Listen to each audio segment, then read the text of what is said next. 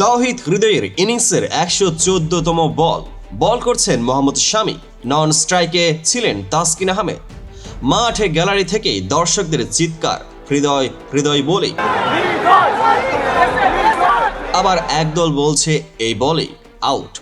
কিন্তু ক্র্যাম্পে থাকা হৃদয় যা করে দেখালেন তাতে অবাক ক্রিকেট বিশ্ব ও ভারতীয় দল। হারতে না পারা হৃদয় অবশেষে সিঙ্গেল নিয়ে তার ক্যারিয়ারে চ্যাম্পিয়ন্স ট্রফির অভিষেক ম্যাচে নিজের ব্যক্তিগত শতক পূরণ করেন। তাসকিন দৌড়ে গিয়ে তাকে আলিঙ্গন করে হয়তোবা বলছিলেন, তুমি আজ ভালো করেছো। এরপর হৃদয় যা করলেন তাতে মাঠে অবাক ভারতীয় সমর্থকরা।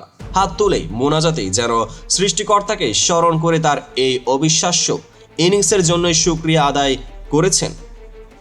আপনারা কারা আগে এমন ম্যাচ ও শতক দেখেছেন, আর এই খেলা কারা সরাসরি দেখেছেন কমেন্ট বক্সে জানিয়ে দিন।